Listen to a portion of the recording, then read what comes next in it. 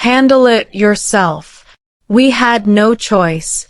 Those were the only words my mother bothered to leave me after abandoning everything we'd built together for 22 years. I stood there on the cracked driveway in Sacramento, California, staring at cardboard boxes that contained my entire life, watching strangers peer through what used to be my bedroom window. My name is Danielle Price, and I'm 22 years old. I just finished my third year at Northwestern University studying cybersecurity, with dreams of landing a position at one of the major tech firms in Silicon Valley. Finals had been absolutely brutal that spring, 3 all-nighters in a row, surviving on energy drinks and sheer determination. But the thought of coming home, sleeping in my own bed, and seeing my parents had gotten me through those final weeks. I'd even bought a small gift for my mom during my layover in Chicago. A ceramic mug with "World's Best Mom" painted in cheerful yellow letters. The red-eye bus ride from Chicago to Sacramento had been uncomfortable, but I was too excited to sleep. I kept imagining walking through our front door, smelling my dad's famous weekend pancakes, and telling my parents about my internship prospects. Professor Williams had recommended me for a summer position at Nexera Labs, and I couldn't wait to share the news. When the cab dropped me off at 1247 Oakwood Street that Tuesday morning, everything felt wrong immediately. The lawn was completely dead, brown patches scattered across what used to be my mom's prized flower garden. The curtains were gone from every window, leaving the house looking hollow and abandoned. But it was the bold red "Sold" sign planted where our mailbox used to be that made my stomach drop to my feet. I approached the porch slowly, my duffel bag feeling heavier with each step. That's when I saw them. Cardboard boxes stacked carelessly beside the front steps, labeled with duct tape in my mom's handwriting. Danielle's room. Danielle's books. Danielle's clothes. Garbage bags stuffed with what looked like my old textbooks and winter coats were shoved between the boxes like afterthoughts. A piece of notebook paper was taped to the front door, fluttering slightly in the morning breeze. I ripped it off with trembling hands and read the message that would change everything. Handle it yourself. We had no choice, Mom. No warning, no phone call, no explanation. Just those cold, dismissive words and my entire childhood scattered across the driveway like unwanted trash. I fumbled for my phone and dialed my mother's number, my hands shaking so badly I could barely press the buttons. The ominous feeling that had been building in my chest was about to explode into something much worse. My mom picked up on the third ring, her voice carrying that familiar tone of irritation she reserved for telemarketers and unexpected interruptions. What is it, Danielle? I'm busy. What is it? I repeated, my voice cracking. Mom, I'm standing in front of our house and there's a "Sold" sign in the yard. All my stuff is in boxes on the driveway. What happened? Oh, that. She sighed heavily, as if my distress was nothing more than a minor inconvenience. We had to sell quickly. The market was good, and we got an offer we couldn't refuse. We're starting fresh in Florida. Florida. When? Why didn't you tell me? The questions tumbled out of me, each one more desperate than the last. You're an adult now, Danielle. You'll figure it out.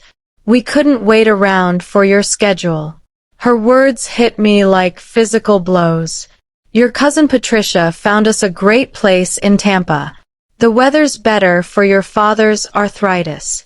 I pressed my free hand against my forehead, trying to process what she was telling me. But what about my room? My things? Where am I supposed to go? You're 22 years old. You should be independent by now anyway. Most kids your age are already living on their own. The casual cruelty in her voice made my chest tighten. We did you a favor. Really? Now you're forced to grow up. A favor. I couldn't believe what I was hearing. You sold my childhood home without telling me and left my belongings on the street like garbage. How is that a favor? Don't be so dramatic. Everything's in boxes. Nothing's damaged. She paused, and I could hear my father's voice in the background, though I couldn't make out the words. Look, we have to go. We're meeting with a realtor about our new place. You're smart. You'll figure something out. The line went dead. I stared at my phone screen in disbelief, seeing my reflection in the black surface. Pale, shocked, abandoned. 22 years of family dinners, birthday parties, Christmas mornings, and bedtime stories reduced to, "You'll figure it out." I tried calling my dad, but it went straight to voicemail. His cheerful greeting recorded years ago felt like a cruel joke. "You've reached James Price. Leave a message and I'll get back to you." But I knew he wouldn't. Neither of them would. Neighbors were starting to peek through their windows, probably wondering why some college kid was sitting on boxes in front of a sold house. Mrs. Henderson from next door even stepped onto her porch, shading her eyes with her hand as she tried to get a better look. The humiliation burned through me like acid. I grabbed the heaviest box and dragged it toward the sidewalk. My vision blurring with tears I refused to let fall. Whatever warning signs I'd missed, whatever financial troubles they'd hidden from me, none of it mattered now. They'd made their choice, and that choice didn't include me. The next few hours passed in a haze of phone calls and desperate planning. I called my roommate Jessica first, but she was spending the summer in Seattle with her boyfriend. Then I tried my study group friends, but most of them had already left for internships or gone home to their own families. The isolation hit me harder than the abandonment. I'd been so focused on school that I'd never built a real support network in Sacramento. Finally, I reached Maya Patel, a girl from my freshman dorm who dropped out junior year to start her own web design business. "Danielle, oh my God, what's wrong? You sound terrible." Through tears I couldn't control anymore, I explained the situation. Maya listened without interrupting, making small sounds of sympathy and outrage in all the right places. When I finished, she was quiet for a long moment. "Pack whatever you can carry and come over," she said finally. "I have a couch and my roommate's out of town for 2 weeks. We'll figure out the rest later." That simple act of kindness broke something open in my chest. I'd been holding myself together through sheer stubbornness. But Mia's offer reminded me that not everyone would abandon me when things got difficult. I spent the rest of the afternoon sorting through my scattered life, deciding what I could carry and what I'd have to leave behind. Photo albums from elementary school, yearbooks I'd never looked at, stuffed animals that seemed ridiculous now. They all went into the leave behind pile. I kept my laptop, my textbooks, enough clothes for 2 weeks, and a small wooden jewelry box my grandmother had given me before she died. The hardest part was leaving my childhood bedroom furniture on the curb. The desk where I'd done homework every night through high school. The bookshelf my dad had built when I was 12. The mirror where I'd practiced my college interview answers. All of it abandoned like it had never meant anything. As I loaded my salvaged belongings into Maya's car that evening, I made a decision that would define the next 2 years of my life. I pulled out my phone and systematically blocked every number connected to my parents. My mom's cell, my dad's work phone, even my Aunt Carol who might try to play mediator. Then I deleted their contact information entirely, leaving no trace of the people who'd raised me for 22 years, only to discard me like an unwanted responsibility. "You sure about this?" Maya asked, watching me delete the last number. "They made their choice," I said, surprising myself with how steady my voice sounded. "Now I'm making mine." But even as I said the words, I couldn't shake the feeling that this wasn't really the end. Something about the way my mom had dismissed me so casually, like I was a problem she'd finally solved, told me this story wasn't over. People who abandoned their responsibilities usually came crawling back when they needed something. And when that day came, I'd be ready for them. Living with Maya was supposed to be temporary, but temporary stretched into 3 months as I scrambled to rebuild my life from nothing. I picked up a part-time job at a local coffee shop while finishing my summer coursework online, sleeping on Maya's couch, and trying to pretend that waking up homeless hadn't completely derailed my carefully planned future. The worst part wasn't the physical discomfort or even the financial strain. It was the constant gnawing question of why. What kind of parents sell their house and move across the country without telling their child? What kind of emergency forces you to abandon your daughter with nothing but a sticky note and some cardboard boxes? I threw myself into work and school with an intensity that worried Maya. "You're going to burn out," she warned one evening, finding me hunched over my laptop at 2 a.m. working on both a cybersecurity project and a presentation for my coffee shop manager's training program. "I can't afford to burn out," I replied without looking up. "I lost everything once. I'm not letting that happen again." Ma sat down beside me on the couch, her expression serious. "Have you considered that maybe they had a good reason? I mean, I'm not defending them, but parents don't usually just stop." The word came out harsher than I intended. There's no good reason for what they did. If they were in real trouble, they could have called. They could have explained. They could have given me more than 12 hours notice to figure out my entire life. But Maya's words stuck with me anyway. Over the next few weeks, I found myself researching my parents online during my breaks at work. James and Patricia Price had no social media presence, no public records in Florida that I could find. No trail of their new life that would give me any answers. It was my coffee shop coworker, Brandon, who accidentally provided the first clue. He was scrolling through Facebook during our lunch break when he looked up with a confused expression. "Hey, didn't you say your parents moved to Florida?" "Yeah." "Why?" He turned his phone toward me, showing a group photo from something called Sacramento Community Board Meeting, May 15th. In the back row, barely visible, but unmistakably my father, stood James Price. The photo was dated 3 days before I'd come home to find the sold sign. My hands started shaking. "That's impossible. They told me they'd already moved." Brandon zoomed in on the image. "That's definitely your dad, right? Same glasses, same receding hairline you showed me in those pictures." I stared at the photo until my eyes burned. My father had been in Sacramento 3 days before I came home.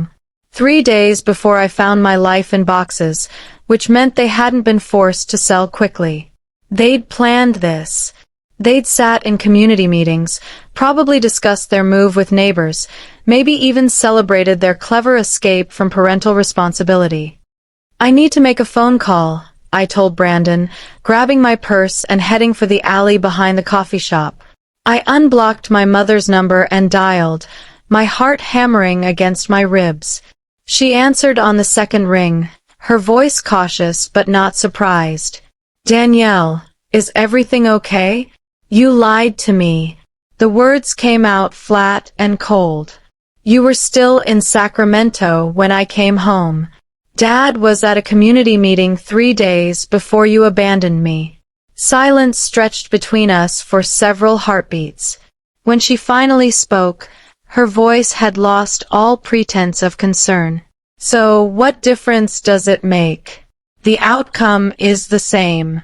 The difference is that you had time to plan, time to call me, time to arrange something better than leaving me homeless with a sticky note." My voice was rising, but I didn't care. "You chose to do it this way. You wanted to abandon me without having to deal with my reaction." "Oh, for crying out loud, Danielle, you're being ridiculous. We knew you'd figure something out. You always were resourceful." Her dismissive tone made my blood boil. "Besides, it's working out fine, isn't it? You're independent now, just like we always wanted you to be." "Independent?" I laughed, but there was no humor in it. "You think making your daughter homeless is good parenting? We didn't make you homeless. We gave you an opportunity to stand on your own feet instead of running back to mommy and daddy every time things got difficult. Her voice carried that familiar condescending tone I remembered from childhood arguments. You should be thanking us. Thanking you. The rage that had been building for months finally found its voice. For what? For teaching me that the people who are supposed to love me most will abandon me without warning. For showing me that family means nothing when it becomes inconvenient. You're being dramatic. We raised you for 22 years. We paid for your education, put a roof over your head, fed and clothed you. We didn't owe you anything after that. Each word felt like a slap across my face. Most kids move out at 18. We gave you 4 extra years. You gave me nothing. You took everything away. I was crying now. Hot tears of fury and hurt streaming down my cheeks. I loved you. I trusted you. I came home excited to see you, and you threw me away like garbage. Well, maybe this will teach you not to be so dependent on other people. Her voice was getting sharper, more irritated. The world doesn't owe you anything, Danielle. The sooner you learn that, the better off you'll be. The casual cruelty in her tone broke something inside me. You're right, I said quietly. The world doesn't owe me anything, and neither do you, which means I don't owe you anything either. What's that supposed to mean? It means I'm done with you, with Dad, with pretending we're a family. You want me to be independent? Congratulations. You've created someone who doesn't need you at all. I took a shaky breath. Don't call me again. Don't text me. Don't send Christmas cards or birthday messages or guilt trips through relatives. You wanted me out of your life. You got it. Now you're being childish. I hung up and immediately blocked the number again. Then I blocked my father's number, my Aunt Carol's number, and anyone else who might try to guilt me into reconciliation. I deleted the voicemails I'd saved from happier times, removed the family photos from my social media, and systematically erased every digital trace of the people who'd raised me. Maya found me in the alley 20 minutes later, still crying and shaking with adrenaline. What happened? I saw you run out here like the building was on fire. I told her about the photo, about the phone call, about the casual admission that my abandonment had been completely planned and calculated. Maya listened with growing outrage, her dark eyes flashing with anger on my behalf. They're sociopaths, she said flatly. Normal parents don't do that. Normal parents don't plan to abandon their children and then act like it's a favor. I keep thinking I must have done something wrong, been a bad daughter somehow. The words felt like glass in my throat, but I can't think of anything. I got good grades. I stayed out of trouble. I called them every week from school. I love them. And that's exactly why this isn't your fault. Maya pulled me into a fierce hug. You were a good daughter to bad parents. Some people just shouldn't have kids. As we walked back into the coffee shop, I felt something shifting inside me. The part of me that had been hoping for reconciliation, the part that had been making excuses for their behavior, finally died. They'd shown me exactly who they were, and I was finally ready to believe them. The revelation about my parents' calculated abandonment sparked something dangerous in me. A cold, focused determination that surprised even Maya. Instead of wallowing in self-pity, I channeled my rage into action. I applied for every scholarship, grant, and work-study program I could find. I took on extra shifts at the coffee shop and started freelancing cybersecurity consultations for small businesses. By August, I'd saved enough money to get my own studio apartment near campus. It was tiny, barely larger than a walk-in closet. But it was mine. No one could sell it out from under me or leave me with nothing but a sticky note goodbye. Maya helped me move my few belongings. Still mostly the same items I'd salvaged from those cardboard boxes months earlier. "You sure you don't want to wait and find something bigger?" she asked, eyeing the cramped space dubiously. "This is perfect," I said, setting my laptop on the second-hand desk I'd bought for $50. "It's exactly what I need." What I needed was complete self-sufficiency. I threw myself back into my studies with renewed focus, attacking my cybersecurity coursework like my life depended on it. Because, in a way, it did. Every skill I learned, every certification I earned, every professional connection I made was another layer of armor against ever being vulnerable again. Professor Williams noticed the change in my work immediately. "Danielle, your latest project on network penetration testing is graduate-level work," he said after class one day. "Have you considered accelerating your degree timeline?" I had been considering it, actually. How fast could I finish? If you take summer courses and overload your schedule, you could graduate a full year early. The workload would be intense, but based on your recent performance, he shrugged. "I think you could handle it." That night, I mapped out an aggressive academic plan that would have me graduating in December instead of the following spring. It meant taking 6 courses per semester instead of 4, working internships during every break, and basically eliminating any social life I might have built. But it also meant entering the job market a year ahead of my peers with a year less debt and a year more distance from the people who'd abandoned me. The plan was working perfectly until November, when everything changed again. I was in the middle of a particularly challenging cryptography assignment when my phone buzzed with a notification I hadn't seen in months. A message request on social media from someone named Patricia Price. My mother had found me. "Danielle, honey, I know you're angry, but we need to talk. Please call me. We're in trouble and we need your help. You're the only one who can help us now." I stared at the message for a long time, my heart racing. Part of me wanted to delete it immediately to maintain the wall I'd built around myself, but a larger part was curious about what kind of trouble could drive my mother to reach out after months of radio silence.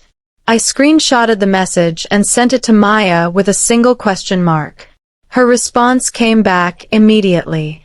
"Oh, hell no. Don't even think about it." But I was thinking about it, not because I wanted to help them. That ship had sailed long ago. I was thinking about it because for the first time since they'd abandoned me, I held all the power. They needed something from me, something they couldn't get anywhere else. And after months of being the one left behind, discarded and dismissed, the idea of being needed felt intoxicating. I opened my laptop and started researching what kind of trouble 2 middle-aged retirees could get into in Florida. Whatever it was, I had a feeling I was about to discover that my parents' cruel abandonment had been motivated by more than just a desire for my independence. I didn't respond to my mother's message immediately.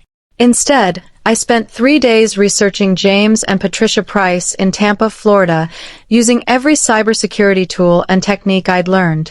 What I found was even worse than I'd imagined.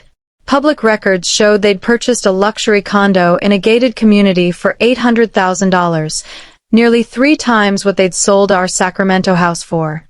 They'd also bought a new Mercedes and taken several expensive cruises based on social media posts from my cousin Patricia's account.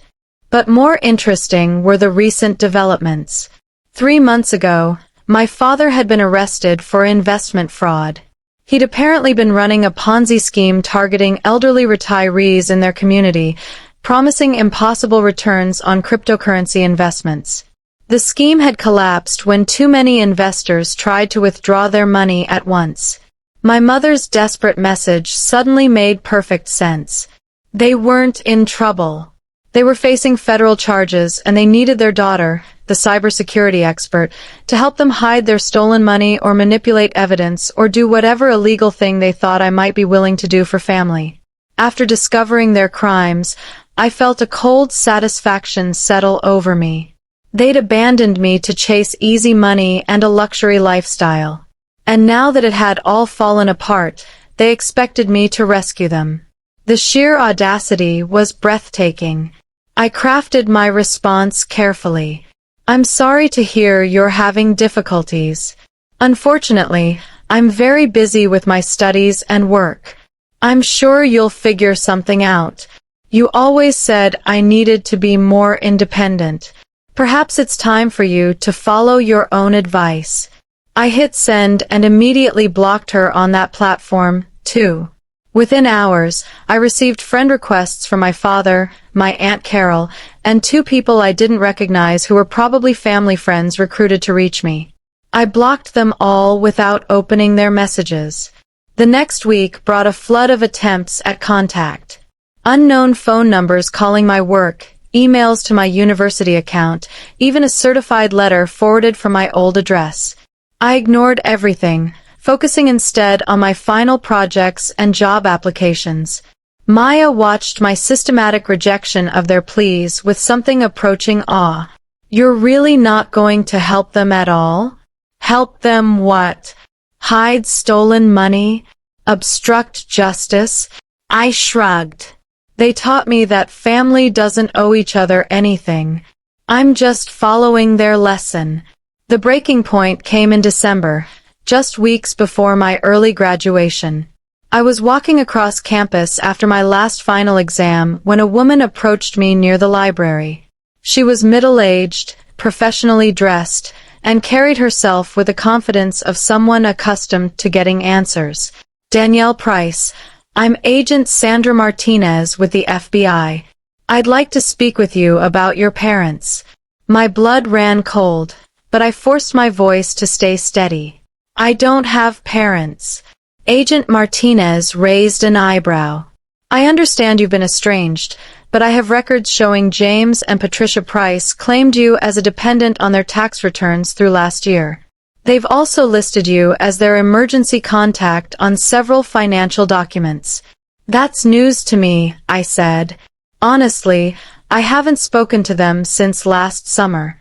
Yet, they've been telling investigators that their daughter is helping them manage their finances remotely.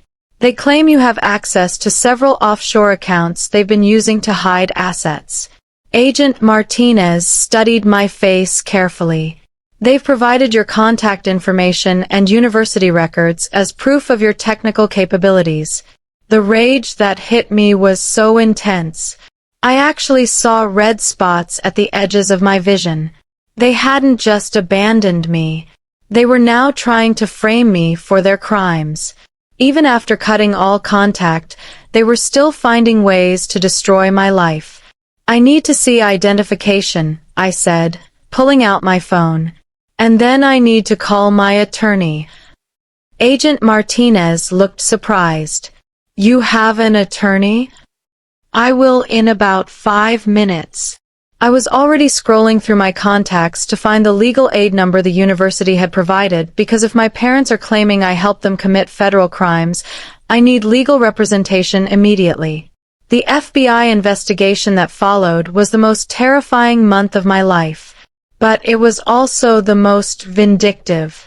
Every document I provided, every alibi I established, every piece of evidence that proved my innocence also proved my parents' guilt. More conclusively, when they were finally sentenced to 15 years in federal prison, I felt nothing but relief that I'd never have to see them again. As I walked across the stage at graduation 6 months ahead of schedule, diploma in hand and a job offer from Nexera Labs in my pocket, I realized that their abandonment had been the best thing that ever happened to me. It had forced me to become someone who could never be abandoned again.